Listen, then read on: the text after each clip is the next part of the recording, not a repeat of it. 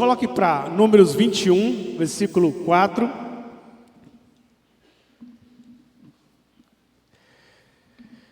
O que a serpente de bronze de Moisés tem a ver com a cruz de Cristo? Para você entender, precisamos ir lá para o Velho Testamento. Porque a história é mais ou menos o seguinte: o povo está saindo em peregrinação para a terra prometida. Talvez em 20 dias eles podem completar a jornada. Se saírem no início do mês, no final do mês, dia 25 eles chegam lá. Mas eles demoraram 25 anos ou 40 anos caminhando pelo deserto. E sabe qual foi a razão? Medo e desconfiança. O tempo todo eles estão dizendo: nós não confiamos na bondade de Deus. Nós não confiamos no poder de Deus. Deus não é capaz de prover pão e água na caminhada. Então o tempo todo eles estão dizendo: olha, nós queremos voltar para o Egito. Nós temos saudade da panela de peixe, do pepino, do alho. Nós queremos voltar apesar da escravidão. E eles estão ali, e Deus está dizendo: pode confiar. E eles estão nessa peregrinação. E o texto está dizendo isso. Eles partiram de Ó para caminhar até o deserto do Mar Vermelho. E eles tinham que atravessar Edom. Mas chegando em Edom, o rei disse: aqui não, aqui vocês não vão entrar. E por isso Moisés teve que contornar o Edom. E ele entrou num caminho muito difícil, numa terra seca, sem água, o sol escaldante. E aí diz o texto, no versículo, que o povo se impacientou. Versículo 4. O povo perdeu a paciência com Moisés e com Deus. Nós não aguentamos mais. E o texto diz que eles começaram a murmurar. E a murmuração é, pelo menos por 3 razões. Primeiro, porque eles disseram: não era só um mês de caminhada, porque estamos há 2 anos. Ainda tem 38 anos de caminhada. A segunda coisa, por que todos que saíram do Egito não vão pisar em Canaã? E a terceira coisa é: onde está a carne? Onde está o pão? Onde estão todas as promessas que nos foram feitas no Egito? E o povo está reclamando, murmurando contra Moisés. Eles estão dizendo: falta água, falta pão. E Números 14, 22, 23, olha na sua Bíblia. Números 14, 22 e 23. O que diz aí? Pode colocar no data show. 14, 22, olha o que o texto diz: que nenhum dos que viram a minha glória, os sinais milagrosos que eu realizei no Egito e no deserto, e puseram à prova, me desobedeceram 10 vezes. Nenhum deles chegará a ver a terra que prometi com juramento aos seus pais e aos seus antepassados. Outra versão diz: Deus diz: chega de reclamação. Essa é a 10ª reclamação de vocês. A serpente é a 11ª reclamação. Aqui nesse texto de Números 14, Deus está dizendo: vocês já reclamaram 10 vezes. Vocês reclamaram junto ao Mar Vermelho. Vocês reclamaram em Mara, dizendo que a água era amarga. Vocês reclamaram em Meribá. Vocês reclamaram no Monte Sinai. Lembram? Em Meribá, eles disseram: queremos carne, queremos panela de carne para comer. E Deus mandou as codornizes. Mas chegou no Monte Sinai, eles disseram: nós também estamos reclamando, porque Moisés passou muito tempo no Monte Sinai, 40 dias. E quando Moisés voltou, eles fizeram um bezerro de ouro. E o povo está reclamando. E agora chegou em Números 14. É a 10ª reclamação. E Deus diz: chega. Qual é a reclamação? Eles estão em Cádiz Barneia. Falta alguns quilômetros para a terra prometida. Eles estão na fronteira de Canaã. E aí Moisés disse: olha, vamos olhar a terra, tirar uma foto, quem sabe, para preparação. Vamos escolher 12 homens, eles vão lá e vão voltar. E quando eles voltaram, Caleb e Josué estavam dizendo: glória a Deus. Pense numa terra boa, pense numa terra que dá frutos, pense numa terra maravilhosa. Só tem um problema: tem muita gente alta, tem muitos gigantes, eles são guerreiros. Agora, veja o versículo 1, você que está com a sua Bíblia aberta, 14:1. Olha o que acontece aí. Versículo 1, 14:1. Naquela noite, toda a comunidade começou a chorar em alta voz. Foi um pranto desesperado. O arraial, mulheres chorando, homens chorando e dizendo: o que vamos fazer da nossa vida? Vamos dar um tiro na cabeça? E diz que lá do céu Deus se assustou com o desespero do povo. E o povo novamente disseram: nós não confiamos na tua bondade, nós não confiamos no teu poder. Aí Deus disse: chega, chega. Eu estava lendo esse texto com raiva desse povo, dizendo: esse povo é ruim. Aí eu me lembrei de mim. Lembro que um dia desse recebi uma notícia pelo Zap, às 10 horas da noite, e tentei dormir, não consegui dormir. 2 horas da manhã sem dormir, 5 horas da manhã eu não conseguia dormir. Ansiedade e preocupação. Eu digo: meu Deus, uma notícia e eu passo a noite toda sem dormir. E no outro dia aquela notícia não era verdadeira, era simplesmente fantasma. Eu digo: como eu sou ruim, eu também estou no meio desse povo. Tem noites e tem dias, tem semana que eu também sou assim, tão ingrato como esse povo. Eu desconfio da bondade de Deus, eu desconfio da capacidade de Deus de me ajudar. Como eu sou também um reclamador, um queixoso, um ingrato da bondade e da misericórdia de Deus. Porque quando eu me entrego à ansiedade, quando eu me entrego à depressão, quando eu me entrego à preocupação, eu estou dizendo: Deus não é capaz de resolver os meus problemas. Porque eles estão aqui na fronteira, eles estão um passo de Canaã, e Josué e Caleb estão cantando, dizendo: glória ao Cordeiro. E os outros começam, passam a noite. Naquela noite toda a comunidade começou a chorar em voz alta. Versículo 2. Olha o versículo 2. Todos os israelitas queixaram-se contra Moisés e contra Arão. Chega, chega. E Deus disse: é a 10ª vez que vocês reclamam. Ô povo chato. Meribá, Mara, no Mar Vermelho, no Monte Sinai, vocês reclamam de manhã e de tarde e de noite. De noite a nuvem está sobre vocês, de manhã, de dia a nuvem está. De segunda a sexta o maná cai. E o maná só não cai na casa deles, o maná cai no arraial para eles pegarem, porque também é muita preguiça. Deus lhes deu carne, a presença, e eles continuam chorando e reclamando. E naquela noite todo o arraial gritou de desespero, dizendo: nós não vamos mais entrar. Sabe o que Deus diz para o povo? Quantos dias os espias passaram lá em Canaã? 40. Vocês vão passar 40 anos no deserto. A cada dia em que eles conheceram a terra prometida, será um ano de andar no deserto. E toda essa geração que saiu do Egito jamais vai pisar na terra prometida, a não ser os meninos, a não ser Josué e Caleb. É um povo que desconfia da bondade de Deus. Eles estão dizendo: nós não cremos que Deus é capaz de nos ajudar. Mas Deus está dizendo: eu estou com vocês. E Cades Barneia era o momento da decisão.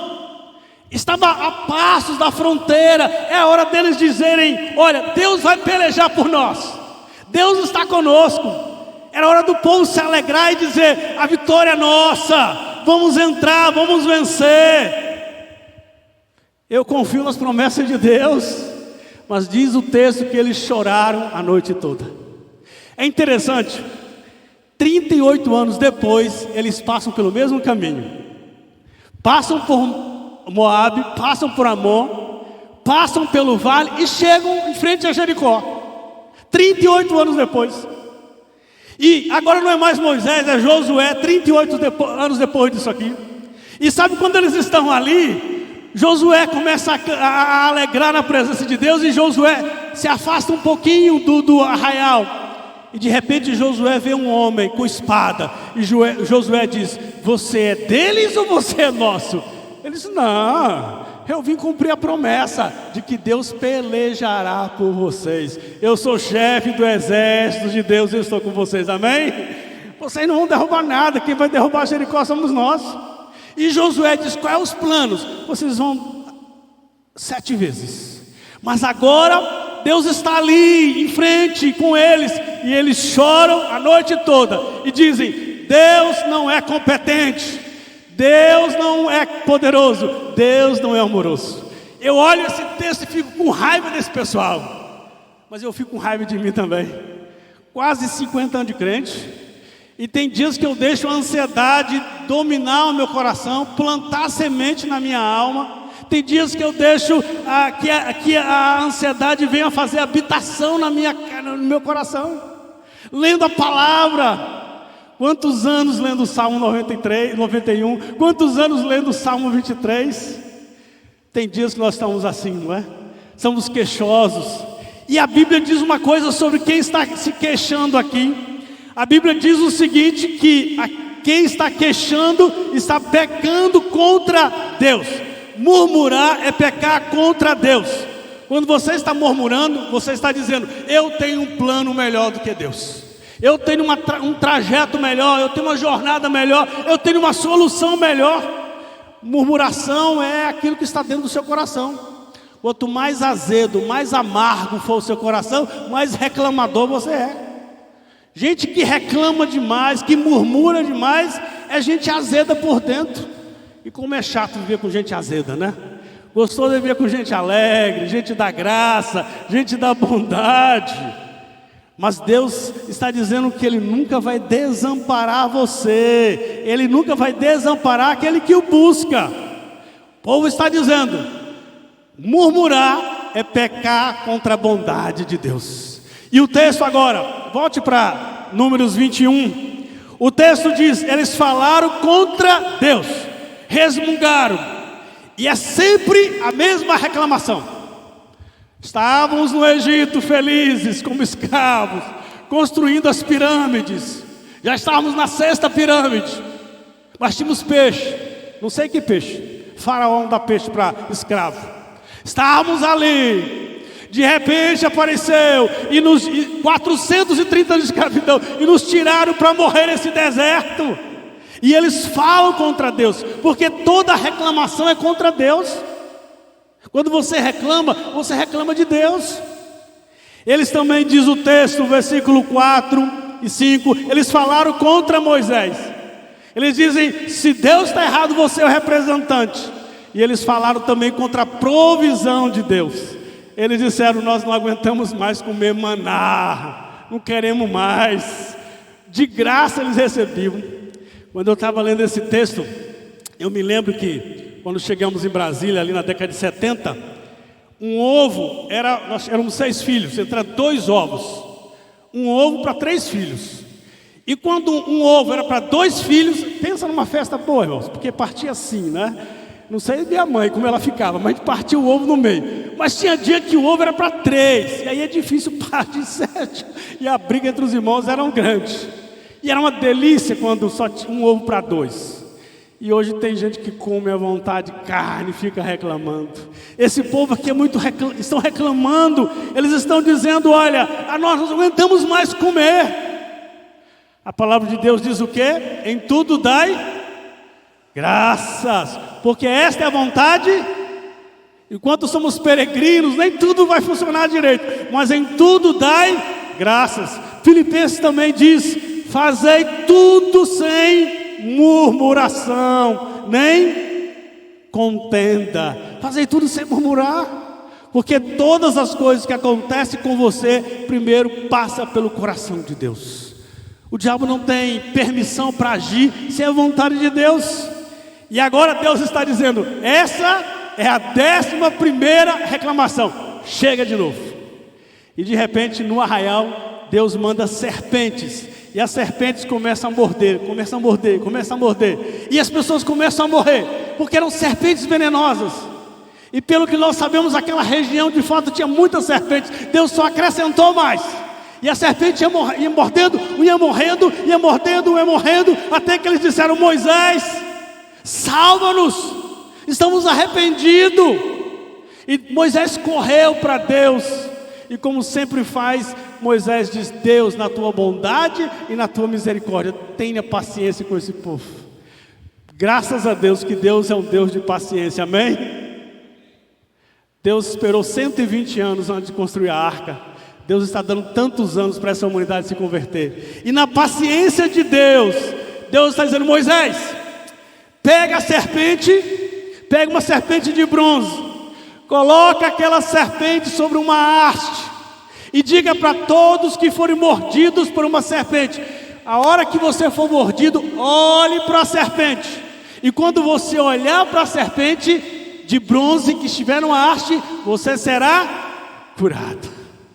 E o texto dá a entender que muita gente disse: é muito fácil, eu não quero isso, eu quero outra solução. Deus disse: o remédio de Deus é: olhe para a serpente de bronze, e quem olhar para a serpente viverá e será curado. O que isso tem a ver com a história de Jesus? Eu acho que tem a ver 3 coisas. Primeiro, o pecado mordeu o nosso coração. O pecado é como um veneno que entrou entre nós. Esse veneno está espalhado em meu coração e no seu coração. E não existe outra maneira de eu me livrar da questão maligna e venenosa do pecado. Mas agora, Deus entrando dos céus, diz: vou mandar Jesus. E Jesus se fez pecado por nós. Porque alguns estão dizendo: como é que eu sou envenenado por uma serpente e eu olho para uma serpente? Esse é um segredo. Jesus venceu a morte tendo que morrer. Na sua morte ele venceu a própria morte, amém? E agora Jesus está ali, e a Bíblia diz que todos pecaram, carecem da glória de Deus. E diz também que o salário do pecado é a morte. Mas aquele que não conheceu o pecado, se fez pecado por nós. E Jesus foi erguido ali na cruz, para que todo homem, toda mulher, distinção grego, romano, judeu, todos pudessem olhar para a cruz e serem libertados e serem salvos do pecado. Talvez você diga: mas é muito fácil. Por isso que os gregos achavam que a cruz era loucura. Os judeus diziam que ficavam escandalizados com a cruz. Mas Paulo disse: eu prego Cristo crucificado. Pode ser loucura para um, pode ser loucura para outro, mas para Deus é sabedoria, poder e salvação para todos aqueles que nele creem. A cruz é a solução de Deus para o meu pecado. Mas devemos olhar para a cruz com os olhos da fé. Por que a fé? Porque é por meio da fé que eu me aproprio. É por meio da fé que eu me identifico com Cristo. A Bíblia diz que quando Jesus morreu, Ele morreu e ressuscitou. Pela fé eu morro com Ele na cruz, e pela fé eu ressuscito com Ele. É pela fé que eu vou me identificar na cruz. É pela fé que eu vou me apropriar dos benefícios das promessas. Por isso a Bíblia diz que aquele que crê será salvo. E a fé é essa declaração: se com a tua boca confessares que Jesus Cristo é o Senhor, e em teu coração creres que Ele ressuscitou dos mortos, serás salvo. Por isso que a palavra diz: pela graça sois salvos por meio da fé.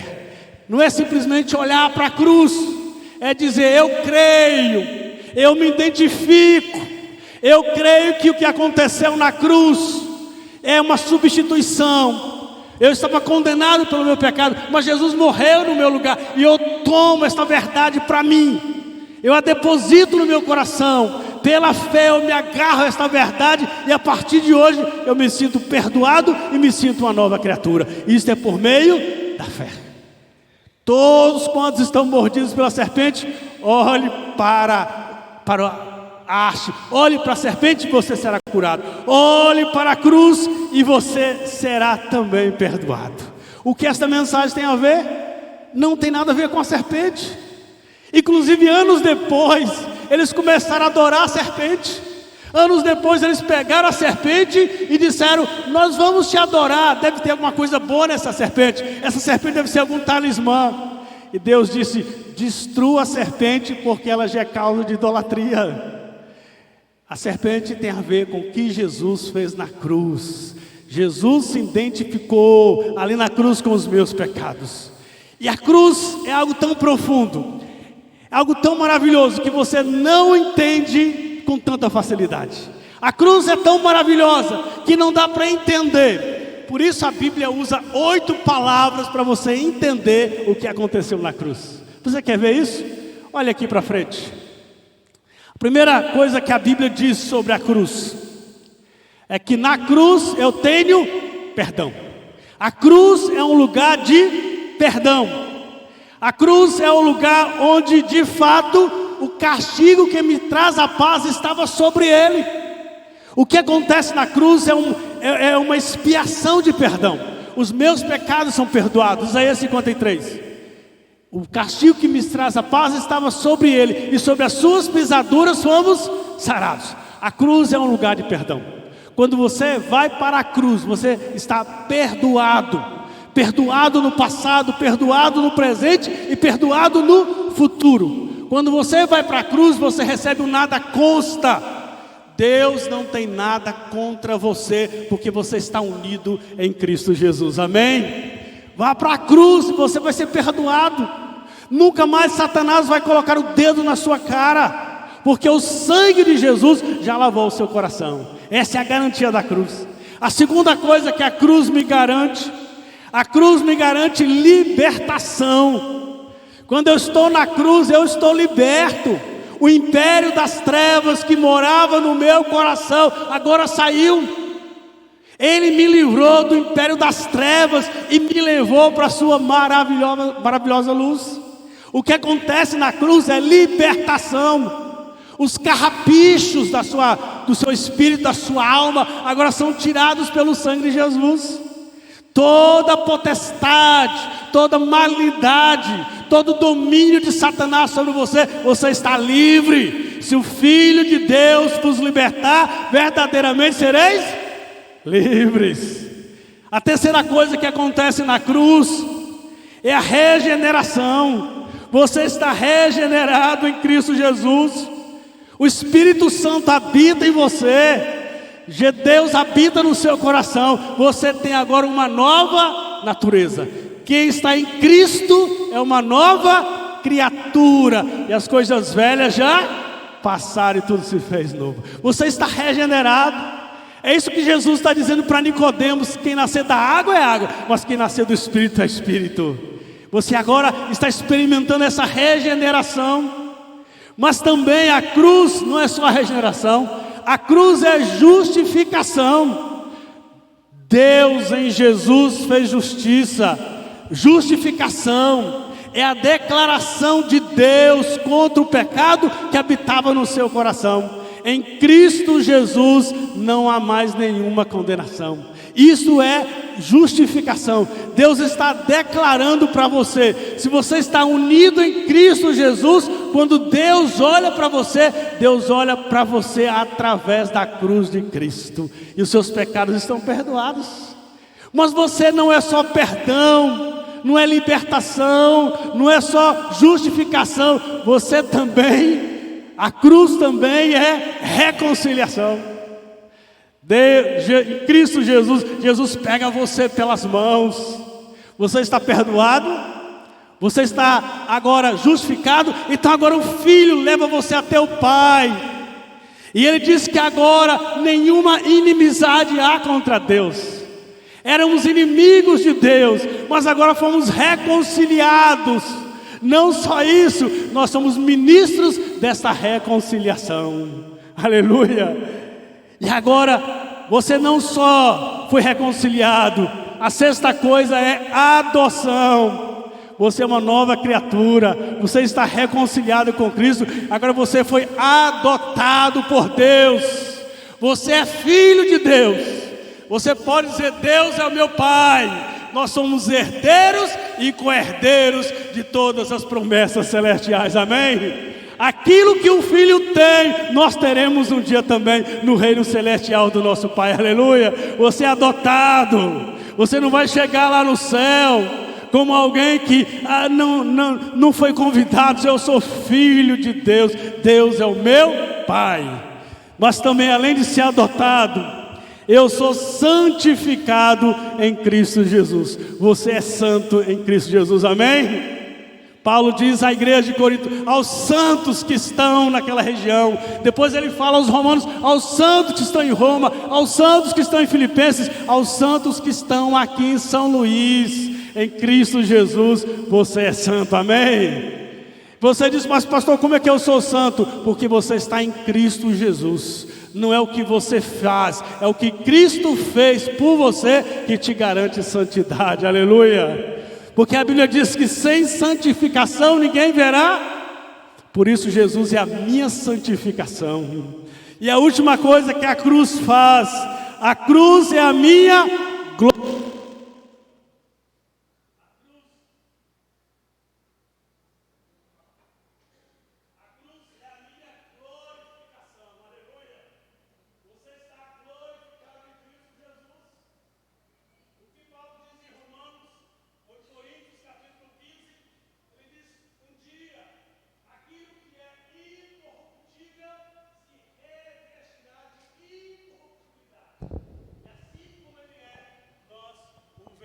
Aleluia.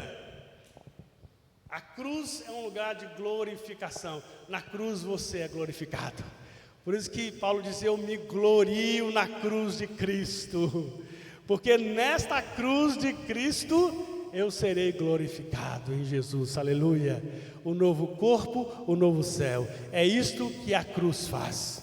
Quando eu olho para a cruz, eu recebo de fato tudo isso da profundidade da cruz. Eu sou santo, eu sou reconciliado, eu sou regenerado, eu sou adotado e agora eu sou filho de Deus. Talvez você diga: mas isso é muito simples. Milhares de pessoas, como no Velho Testamento, estão dizendo: nós não queremos a cruz de Cristo. Eles estão olhando para outro lado, e o veneno do pecado está mordendo, está matando, está destruindo. Mas o Evangelho é um convite: olhe para a cruz de Cristo, se converta, pela fé creia, se aproxime-se de Deus. E quando você se aproxima de Deus, de fato, a glória da cruz enche o seu coração, o amor maravilhoso de Deus. E esta noite nós queremos dizer para você: não há nada mais profundo do que a cruz de Cristo, aleluia. É ali que eu sou perdoado, justificado, redimido, reconciliado, adotado, santificado e glorificado, aleluia. Você é peregrino nessa terra, no céu tudo está resolvido. Mas enquanto você estiver peregrino aqui, Cristo é a tua salvação, aleluia. Cristo é a certeza da vida eterna, amém. Vamos ficar em pé. Assim como Moisés levantou a serpente no deserto, assim importa que o Filho do Homem seja levantado. Por que importa? Porque a cruz é o único remédio de Deus para os teus pecados. Feche seus olhos, vamos orar.